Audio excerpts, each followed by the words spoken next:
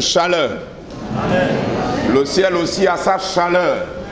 Alléluia. Amen. Nous ne voulons pas dire que Dieu est bon quand il fait froid et il est mauvais quand il fait chaud. Dieu est toujours bon. Amen. Amen. Amen. Voilà. Au ciel, on n'aura plus l'histoire de coupure d'électricité. Donc nous bénissons le Seigneur. Nous sommes là dans le cadre du culte. Le culte d'adoration. Nous avons fait des cultes dans le monde. Le culte de la personnalité, nous l'avons fait quand on était de l'autre côté. On transpirait pour élever un homme. Avec des chants du parti bien huilés, on l'a fait. Puis, il y avait aussi le culte dans les corps de garde. Et ce matin, nous sommes dans le culte des princes et des princesses de Jésus. Amen. Amen. Nous allons lire notre premier passage dans Matthieu chapitre 16, le verset 13. On va lire sur le verset 13. On va laisser un peu le reste, mais le verset 13 seulement. Je reprends Matthieu chapitre 16, le verset 13. Matthieu, chapitre 16, le verset 13. Jésus, étant arrivé dans le territoire de Césarée de Philippe, demanda à ses disciples: qui dit-on que je suis, moi, le Fils de l'homme? Je reprends. La question de Jésus. Il est entouré de ses disciples, donc c'est des gens qui sont supposés le connaître. Mais il leur pose la question: qui dit-on que je suis? Moi, le Fils de l'homme. Nous allons lire un deuxième passage dans Jean chapitre 17, le verset 3. Jean chapitre 17, le verset 3. Jean chapitre 17, le verset 3. Or, la vie éternelle, c'est qu'ils te connaissent, toi le seul vrai Dieu, et celui que tu as envoyé, Jésus-Christ. Vous avez bien discerné que dans ces deux passages, il y a un mot qui revient. C'est quel mot? Dans les deux passages, il y a un mot, il y a une intention derrière. C'est la connaissance de Jésus. Le titre de notre méditation, que nous voulons très courte, c'est connaître Jésus. Connaître Jésus. Évidemment, ceux qui ont 50 ans à l'église, 60 ans, certainement, ont déjà une connaissance peut-être améliorée par rapport à celui qui vient d'arriver. Mais Dieu maintient ce thème dans sa parole, la connaissance de Jésus. Connaître Jésus. Si je pose la question qui connaît Jésus, je pense que toute la salle va lever la main. Parce que quel est le coin? Aujourd'hui, on ne parle pas de Jésus. On parle de Jésus partout. Je n'ai jamais vu le président Léomba, mais je connais le président Léomba. À travers les archives que les Blancs nous ont conservées, je peux dire que je connais le président Léomba. Une connaissance à travers les films, les photos. Mais cette connaissance est-elle comparable à la connaissance de celui qui a touché physiquement le corps du président? Ceux qui ont écrit l'histoire m'ont transmis ce qu'ils ont voulu me transmettre. La connaissance de Jésus. Depuis 2 dimanches, nous parlons d'un grand message qui est bien implanté en vous, la grande commission, mais c'est lui qui envoie. Il faut donc connaître celui qui envoie. Vous ne pouvez pas être dans une société, vous n'avez jamais vu le directeur, même parce qu'il y a des sociétés internationales, mais le gars quand même qui est proche de vous, qui représente l'agence ou la direction locale, il faut quand même le connaître. Vous n'allez pas rester dans cette société jusqu'à la retraite sans connaître le chef.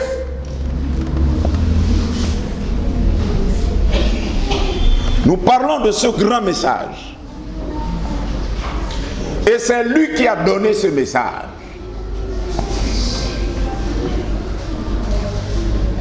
De tous les commandements qui nous sont restés, on appelle ça la grande commission. Mais est-ce qu'il n'y a pas d'autres commissions? Si. Parce que dans le jardin d'Éden, il y avait une commission. Il y avait un ordre, un seul. Vous connaissez le résultat, l'humanité s'est écroulée pour respecter un seul ordre.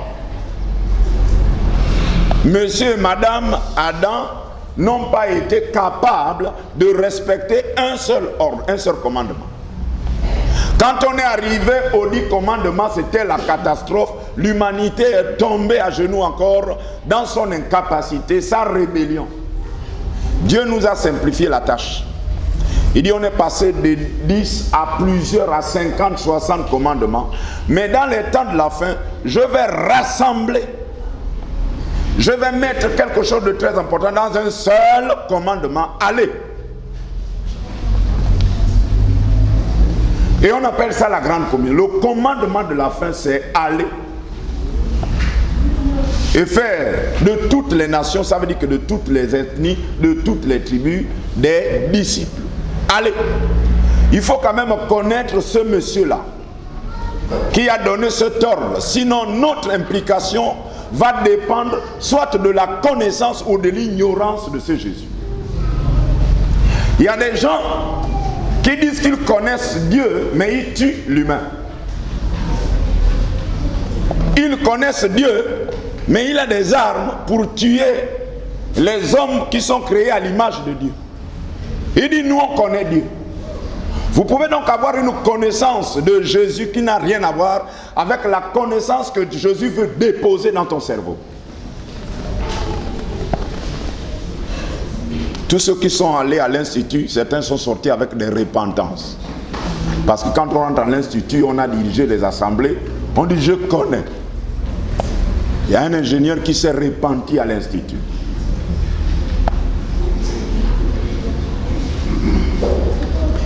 Donc nous voulons parler brièvement de la connaissance du chef, la connaissance du boss, comme disent les jeunes, la connaissance du patron. Ce n'est pas chose superflue. Notre connaissance va déterminer la qualité de notre service. Qu'est-ce qui fait qu'un ordre est donné, les uns l'appliquent, les autres l'appliquent? C'est la méconnaissance de Jésus. Si tu connais bien Jésus, il faut prier pour moi parce que je ne connais pas encore bien Jésus. Si vous êtes dans la salle, vous avez une grande connaissance de Jésus, priez pour moi. Je ne pense pas connaître bien Jésus. C'est pour cela que je voudrais le prier de m'aider à le connaître davantage.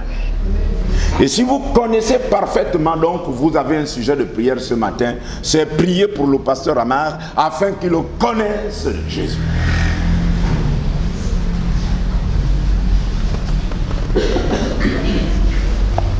Nous voulons, au sortir de là, poser la question, pourquoi faut-il connaître Jésus? Pourquoi? La première chose, c'est que c'est la volonté de Dieu. Si tu es chrétien, Dieu veut que tu connaisses Jésus. Mais pourquoi je dois connaître Jésus? C'est parce que l'œuvre qu'il a accomplie, il n'y a pas un serviteur de Dieu avant et après lui qui a accompli cette œuvre-là. C'est pour cela que vous avez vu dans le verset de Jean, au chapitre 17, le verset 3, « Or, la vie éternelle, c'est quoi? C'est qu'ils te connaissent, toi, le patron des patrons, et ton fils qui est venu mourir à la croix, pour que ce matin, je parle avec assurance, malgré la multiplicité des ennemis dans le monde spirituel et dans le monde invisible. » C'est la connaissance de Jésus qui te fait dormir en paix. C'est la connaissance de Jésus qui te poussera à dire à tes enfants, pendant que tu es vivant, mes enfants, cherchez à connaître Jésus. C'est la connaissance de Jésus qui fera en sorte que tu donnes ton foyer à Jésus. C'est la connaissance de Jésus qui fera en sorte que quand les autres vont féticher pour garder leur posture, je ne pars pas parce que j'ai la plus grande puissance. Quand tu ne connais pas Jésus, on t'amène dans toutes les voies. C'est la connaissance de Jésus que tu n'iras pas forniquer ou bien faire, disons, commettre un adultère ayant la bague. C'est la connaissance de Jésus. La connaissance de Jésus va te mettre la crainte d'enlever la bague pour aller avec une femme. La connaissance de Jésus. La connaissance de Jésus t'empêchera de bastonner ta femme. La connaissance de Jésus. Quand j'apprends que quelqu'un a bastonné sa femme, je me pose la question sur sa relation avec Jésus. Un homme qui connaît Jésus ne giflera jamais sur sa femme. Vous pensez que c'est un thème peut-être banal, encore c'est les théologiens. Non, non, non. C'est pratique. Et on peut démontrer que tel. La connaissance de Jésus te fera en sorte que tu sois ordonné dans l'église. La connaissance de Jésus fera en sorte que tu te soumettes au pasteur. La connaissance de Jésus fera en sorte que tu te soumettes à ton père. La connaissance de Jésus fera en sorte que tu respectes ta mère. La connaissance de Jésus. Je ne tape pas ma femme parce que j'ai peur d'elle. Non, c'est la crainte de Jésus. Je donne mon portable à ma femme, c'est pas parce que... Non, c'est parce que je crains Jésus. Il ne doit pas avoir de zone d'ombre en raison de la crainte de Jésus dans ma relation avec mon épouse.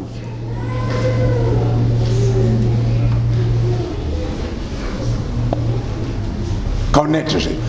Donc nous avons vu que pourquoi faut-il connaître Jésus? Parce que c'est la volonté de Dieu.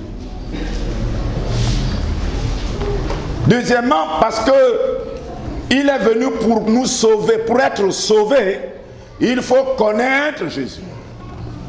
Et ce matin, je ne sais pas si tout le monde a déjà pris Jésus. Je pose la question. Pour être sauvé, il faut connaître Jésus et l'accepter comme sauveur et Seigneur.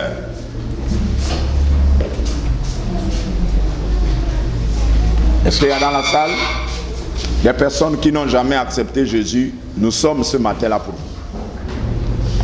Si tu es là, nous sommes venus ce matin pour toi aussi.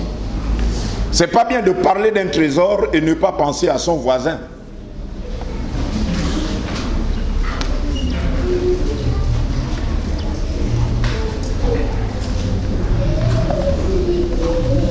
Alors, pourquoi la connaissance de Jésus est-elle très importante? Parce que Jésus est la somme de tous les noms de Dieu de l'Ancien Testament. Je répète, Jésus, c'est le concentré, c'est l'addition, c'est la somme de tous les noms de Dieu que nous avons dans l'Ancien Testament. En Jésus, vous avez Elohim, le Dieu créateur. En Jésus, vous avez El Shaddai.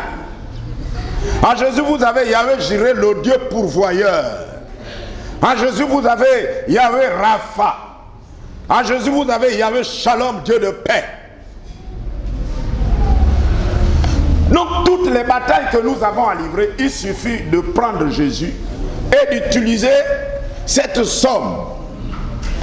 Tous les noms de Dieu que vous connaissez ont été rassemblés en un seul nom qu'on appelle le nom de Jésus de Nazareth. Ça veut dire quoi? Le nom de Jésus suffit. Quand j'ai besoin de paix, je dis Seigneur, donne-moi la paix. Lorsque je livre des combats, Seigneur, défends-moi, parce que tous les noms que Dieu a utilisés pour se révéler à Israël, quand Israël avait des problèmes, quand Israël avait manqué de nourriture, Israël appelait le Dieu sous différents noms. Ces noms, pour nous faciliter le travail, il dit non, non, non, un seul nom, quand vous allez l'invoquer, et c'est terminé. Tu es malade? Oui, invoque Jésus. Tu as besoin de quoi? Invoque Jésus. Alléluia. Amen. Ce Jésus a déjà fait beaucoup de choses dans la salle. Si on témoigne ici, nous ne sortirons certainement qu'au 31 décembre. Ce que le nom de Jésus a déjà fait dans ta vie et dans ma vie. Si on se mettait à raconter. Alors, nous comprenons que Jésus est important parce que l'identité de Jésus, sa personnalité et ce qu'il a fait, c'est ce qui fait ce qu'on appelle le christianisme. Il n'y a rien d'autre. Voilà les deux bases de ce qu'on appelle le christianisme. C'est l'identité de Jésus plus ses actions sur la terre en tant qu'être humain. C'est ça le christianisme. Donc connaître Jésus, sa personnalité, c'est connaître le christianisme. Je ne dois pas être un chrétien quand on me parle, mais votre religion là, c'est ce qui fait que les gens pensent que le christianisme c'est comme les autres. Non, le christianisme c'est la vie. C'est pas un ensemble de préceptes. C'est la vie. C'est une offre de Dieu pour nous amener au ciel auprès de lui. C'est une offre de Dieu pour que nous repartions au jardin d'Éden.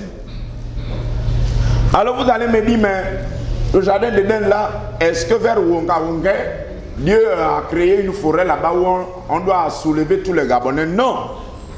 Dans le jardin d'Éden, nous n'avions pas de peine. Nous n'avions pas de peine pour manger. On n'avait pas de problème de maladie. Nous étions à l'aise. Alors, quelqu'un est sorti par un chemin. C'est celui qui n'a pas respecté un ordre. Adam est sorti, lui et sa femme chassés. Mais quelqu'un est venu nous dire après que je suis le chemin. Quel chemin? Le chemin du retour. Amen. Au jardin d'Éden.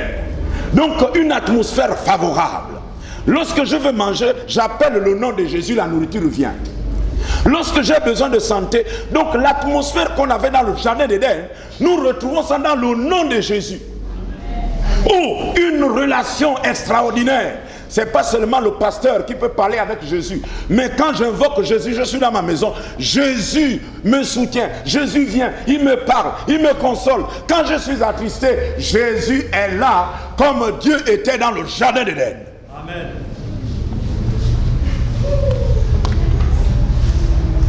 Je suis le chemin.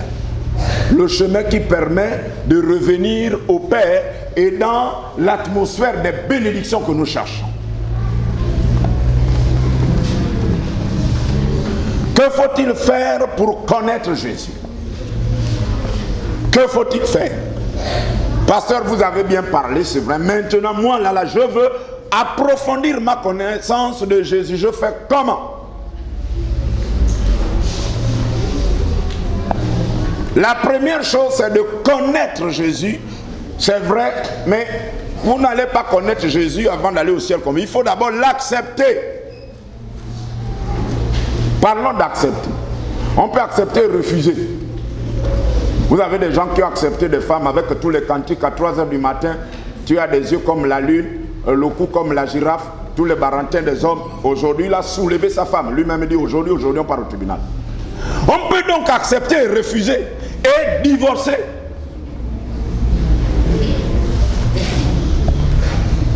Si tu n'as pas encore accepté Jésus là, tout à l'heure, lève-toi. Celui qui parle a 30 ans d'expérience dans sa relation avec Jésus. Je veux encore avoir plus de 30 ans avec le Seigneur. Je n'ai pas envie d'abandonner Jésus. Parce que ce que j'ai vu avec Jésus, c'est extraordinaire. J'ai envie de continuer avec Jésus. Et jusqu'à la mort. Jésus sera mon Dieu chéri. Alléluia. Amen. Je ne sais pas si c'est le cas pour toi ce matin. Est-ce que tu as divorcé? Puisque nous sommes dans l'ère du divorce. Des fois, avant de divorcer avec la femme, tu divorces d'abord avec Dieu. Il est difficile à quelqu'un qui n'a pas divorcé avec Dieu d'envisager le divorce avec une femme. Personne ne t'a obligé d'aller prendre un tchougueton de Joséphine. Personne. Ou bien Boissa Alphonsine. Personne. Tu es même allé prendre des prêts bancaires, 4 millions pour te marier. Ça veut dire que tu as tourné les 9 provinces, tu as élu cette femme princesse de ton cœur. Il y a une femme de pasteur qui nous a dit, quand elle revient du voyage, elle a une question qu'elle pose à son mari. Chérie, est-ce que ça va avec Jésus? Dès que le mari dit oui, elle sait qu'elle a sa place. C'est sa stratégie pour vérifier si elle a encore sa place dans le cœur de son mari. Elle dit, je pose toujours, quand je viens du voyage, chérie, ça va avec Jésus. Dès que son mari dit oui, chérie, ça va. Là, elle sait que oui, j'ai encore ma place. Il n'y a aucun homme qui connaît Jésus, qui l'a accepté, qui va entendre Jésus de dire, prends la femme là, soulève-la et balance-la. Mon Jésus, dans la Bible que je lis, ne le fait pas. C'est pour cela que nous devons nous battre pour les foyers en difficulté. Battons-nous dans la prière. Battons-nous. Notre puissance doit aussi se révéler dans la capacité de réconcilier les foyers divisés. Ce n'est pas seulement pour chasser Mami Wata, reine de côte. Je ne peux donc pas aller dans l'évangélisation, affirmer ma puissance sur la reine de côte, alors que je n'ai pas pu tenir la seule âme que Dieu m'a donnée avant tout le monde, mon épouse. Nous avons donc besoin d'aide, et le Seigneur ce matin, dans la réparation et la restauration. Si tu as pris Jésus et que tu l'as jeté, reprends Jésus, remets-le à sa place. Les jours sont mauvais. Nous ne sommes pas les premiers dans cette salle. Il y a plus de pentecôtistes dehors qu'à l'intérieur de la balise. L'église de la Pentecôte qui est dehors, elle est plus nombreuse que celle qui est à l'intérieur.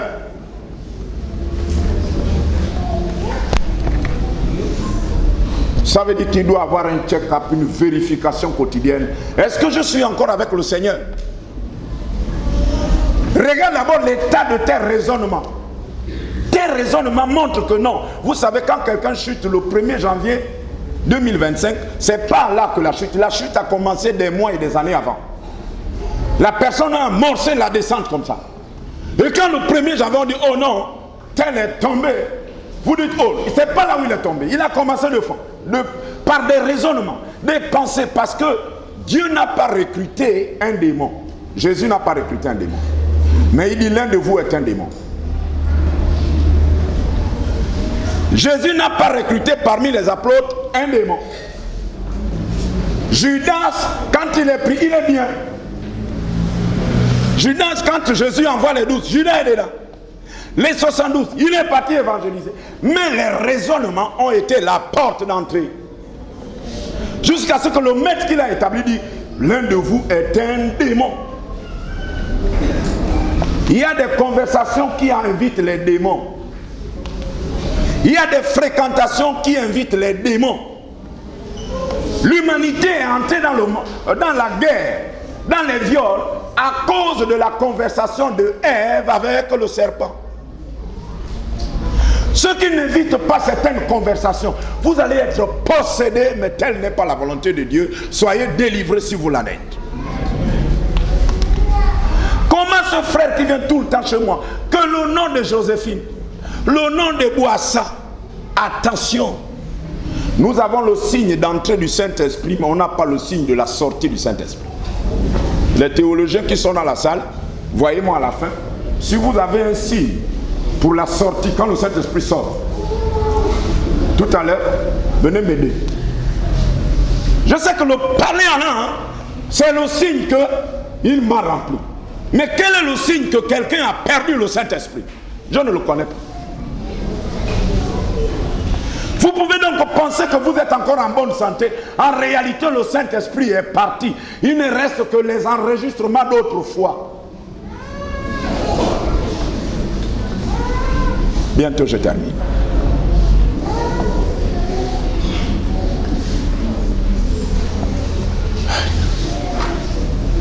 Accepter Jésus. Est-ce que dans la salle, je ne te demande pas de lever la main, mais tu connais, est-ce que Jésus est toujours assis sur son trône, ou bien toi-même tu l'as soulevé, tu l'as mis au sol? J'avais un grand-père qui avait un boutique qu'on appelait Mwanga. Boutique du Souba, on appelait Mwanga. Avec son raffia, mon dina dormait à un côté, je ne vous donne pas le nom, le village je porte son nom. Sinon, Michel va maintenant m'appeler par ce petit nom. Donc mon dina dormait là, son lit était là. Moi aussi, c'était mon dina. Vous savez, un enfant et son grand-père, il y a une attente. Mais Mwanga était là. Nous pouvions, non. Mon grand-père pouvait soulever Mwanga, mettre Mwanga là où il veut. Jésus, c'est pas Mwanga.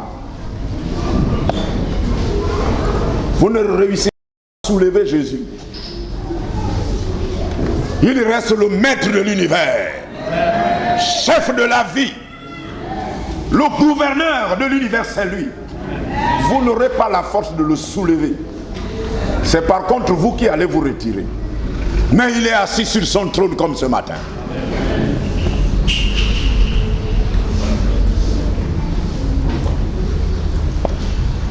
Quand on a accepté le Seigneur Jésus comme Seigneur et Sauveur, le Seigneur, c'est quoi? Ça veut dire que c'est moi, hein?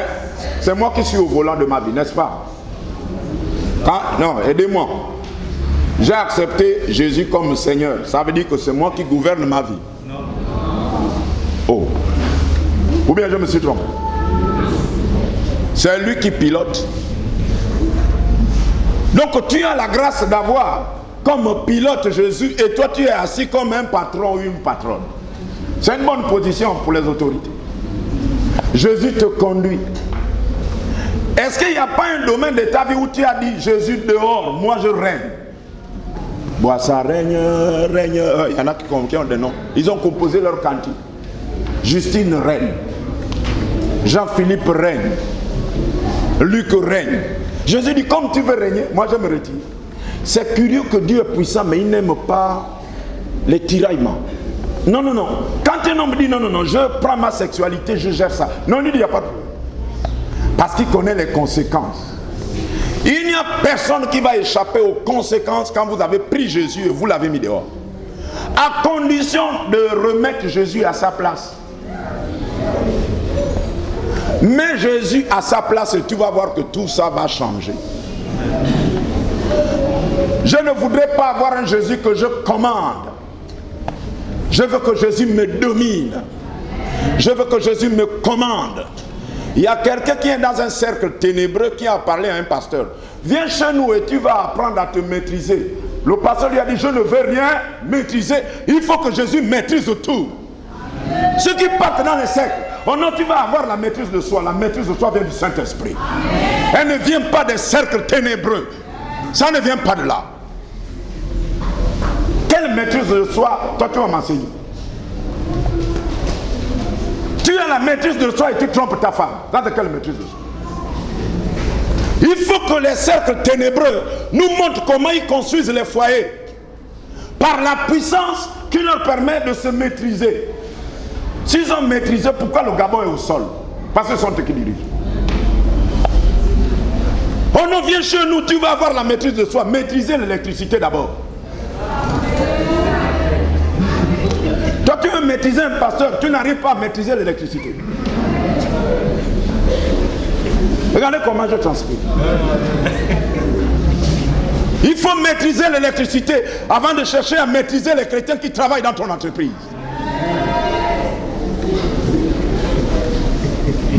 Il faut maîtriser l'économie avant de chercher à maîtriser l'église.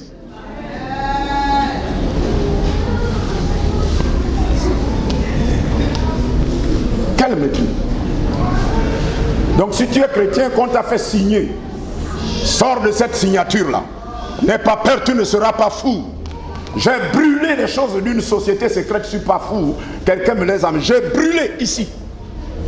C'est un terrorisme organisé pour que les chrétiens ne sortent pas de là. Tu ne deviendras pas fou, sinon je serais déjà fou. Le monsieur qui m'a amené ça, j'ai brûlé ça là, derrière. Quand j'étais ancien, je suis toujours là. Ça veut dire que c'est du mensonge. Quand on dit aux gens, si tu sors, tu deviendras fou. Et je ne deviendrai jamais fou. J'ai brûlé. On a mis le pétrole. Maintenant, s'il y avait un vrai Dieu là-bas, logiquement, il devait me frapper. Je suis toujours vivant et je vais vivre encore très longtemps. Amen. Alléluia. Amen. C'est ça le christianisme de la confrontation.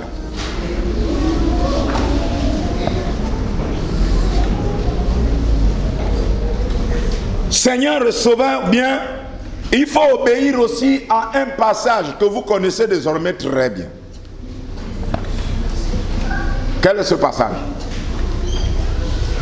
Quand on veut grandir dans la connaissance du Christ, quel est ce passage? Aucun. Un passage que vous connaissez très bien. Matthieu 28, les versets 19 et 20. Marc 16, 15.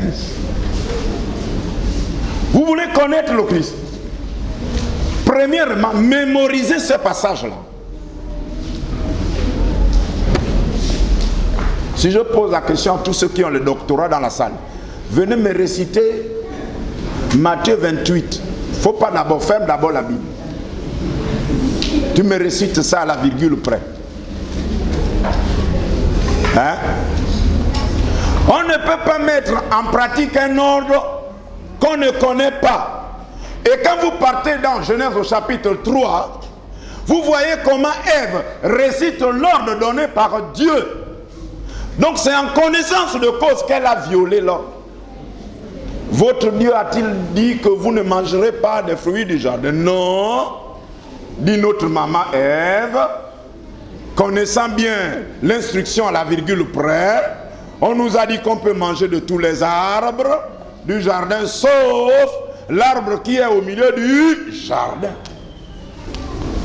Voilà une rebelle qui connaît bien la parole.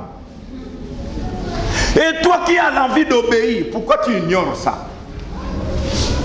J'ai dit 2025, je suis là assis. On va examiner cet ordre.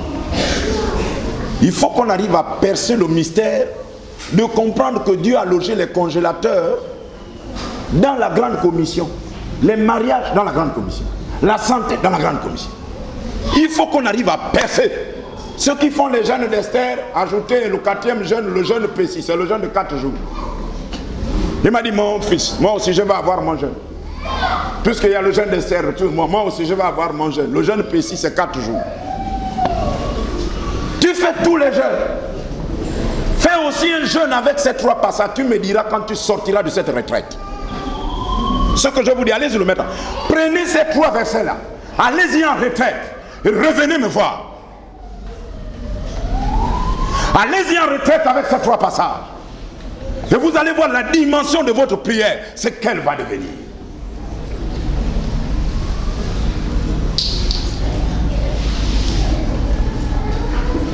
Pourquoi faut-il connaître Jésus? Méditer la parole du Seigneur. Jésus est dans la parole.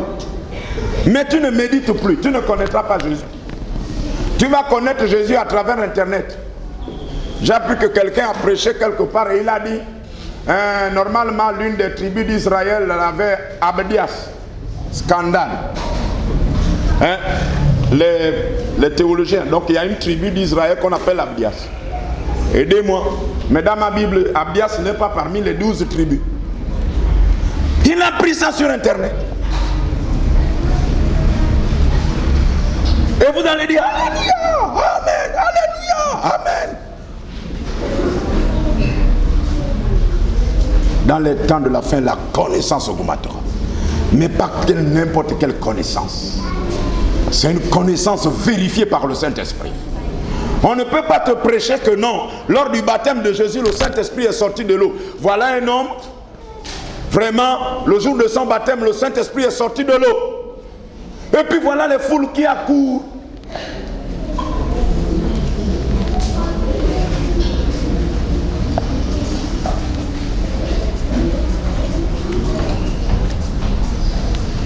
Méditez la parole.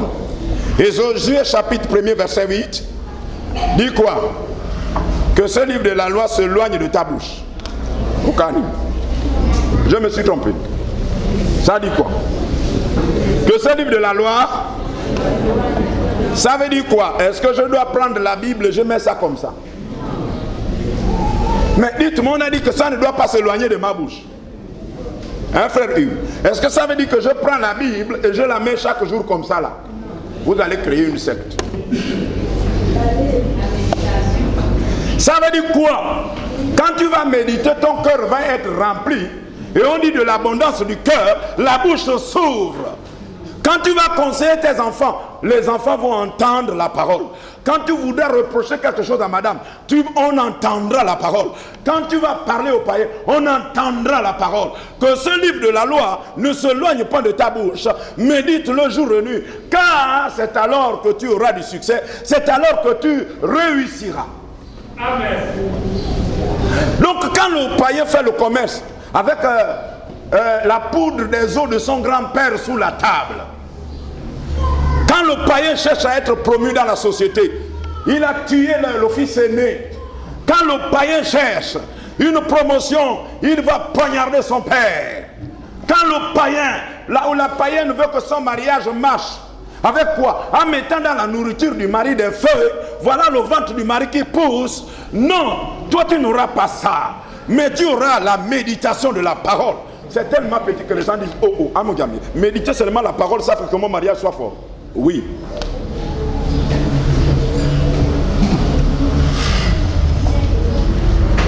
Si tu médites la parole, tu connaîtras Jésus.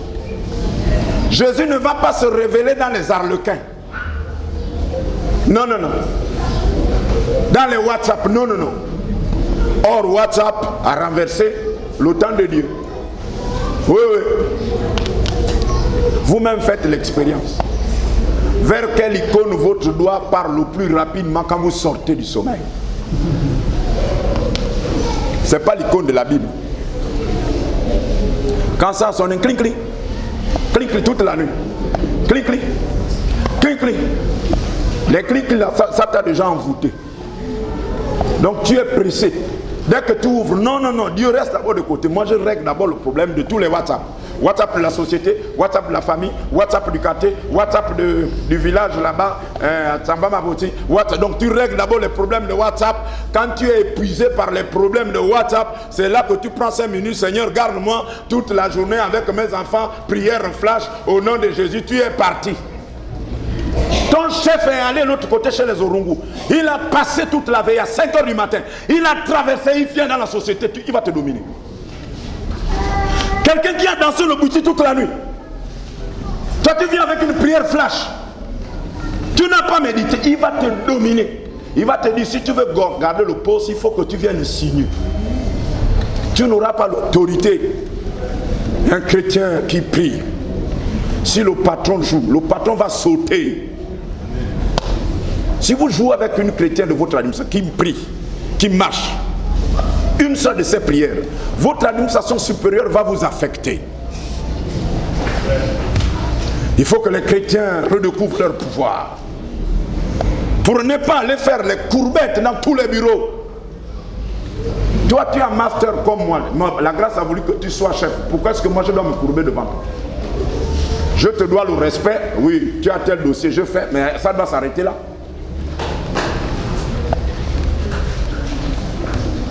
La méditation donne un pouvoir à celui qui veut connaître Jésus. Amen. Comment allez-vous évangéliser sans lire la Bible?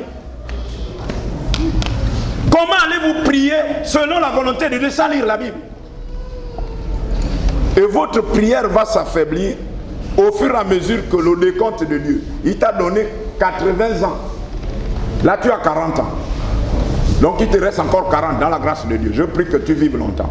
Amen. Mais il ne faut pas que les 40 prochaines années soient du zapping biblique.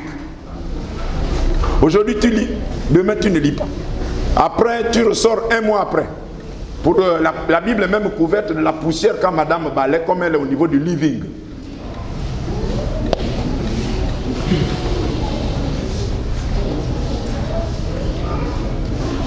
Il faut avoir, pour terminer, une vie de prière. Si vous voulez connaître Jésus, ayez une vie de prière.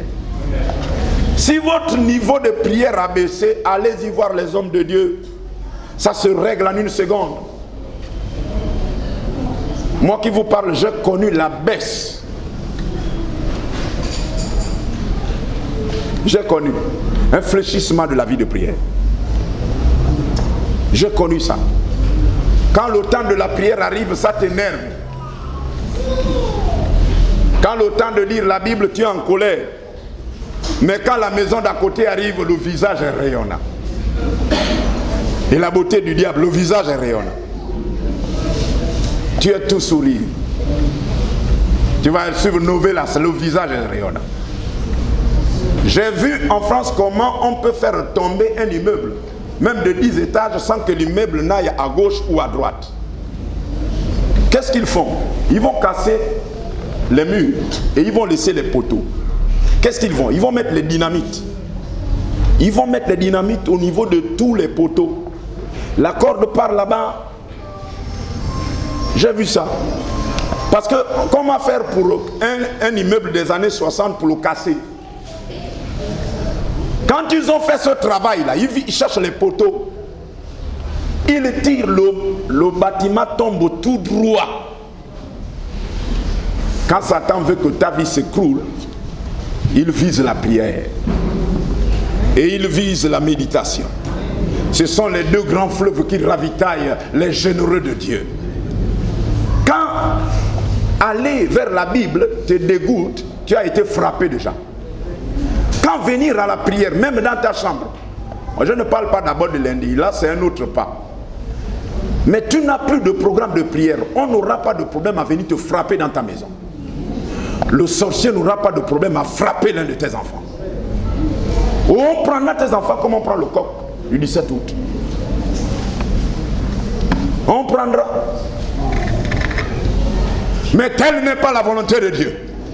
La volonté de Dieu, c'est que quand tes ennemis envisagent de venir chez toi, ils disent non, il faut contourner la maison de la femme là. Parce que la fois dernière, quand on est parti, regardez comment elle a été bastonnée. Les agents du diable qui nous visitent connaissent ce que j'ai dit.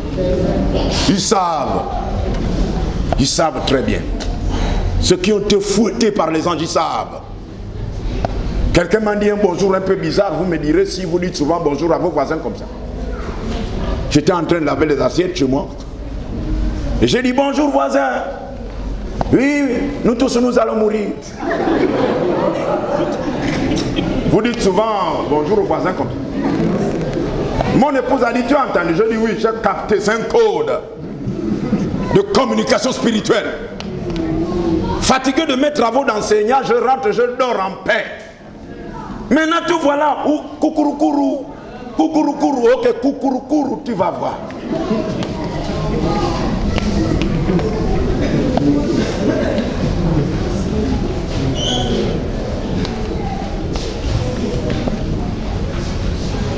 Je voudrais conclure en lisant avec vous Acte 2, 21. Acte 2, verset 21. Acte chapitre 2, verset 21. Verset 21. Acte chapitre 2, pour conclure. Verset 21. Alors quiconque invoquera le nom du Seigneur sera perdu. Quiconque invoquera le nom du Seigneur ensemble sera sauvé. Quiconque invoquera le nom du Seigneur sera sauvé. Parce que dans le nom de Jésus, que nous allons tout à l'heure invoquer avant de sortir, regarde quel est ton problème, quelle est la situation Goliath. Quiconque invoquera le nom de Jésus, dans lequel se retrouve El Rapha, dans lequel se retrouve Yahweh Jireh, dans lequel se retrouve Elohim, dans lequel se retrouve Elohé, Quiconque invoquera le nom du Seigneur sera sauvé. Amen. Quand tu fais des cauchemars, je sais extraordinaire. La femme me disait, je n'avais plus la force de bouger, mais au fond de moi, j'ai prononcé le nom de Jésus et j'ai vu mes ennemis faiblir devant moi. Amen. Amen. Le nom de Jésus pour papa, chef de famille. Le nom de Jésus pour maman, chef de famille. Le nom de Jésus pour toi, chef d'entreprise. Le nom de Jésus, c'est l'arme atomique qui nous a été donnée en toute situation. Tu ne connais pas beaucoup de versets bibliques, mais maîtrise le nom de Jésus. Comprends ce qu'il y a à l'intérieur. Vous savez que la puissance vient aussi de la compréhension. Qu'est-ce qu'il y a dans le nom de Jésus? Je vous prie de vous lever. Alléluia. Prions. Qu'est-ce que le message t'a dit? Est-ce que tu as mis Jésus au sol? Remets Jésus à sa place. Gardez cette arme entre nos mains. Le nom de Jésus. Nous voulons connaître Jésus davantage. Au nom de Jésus. Quiconque invoquera le nom du Seigneur sera sauvé. Que ce nom soit puissant parmi ton peuple. Que ce nom soit puissant dans nos bouches, Seigneur. Au nom de Jésus.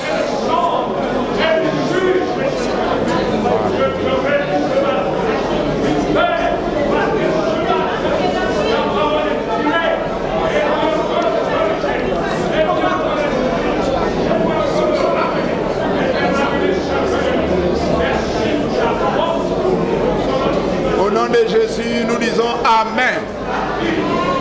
Amen. Amen. Amen.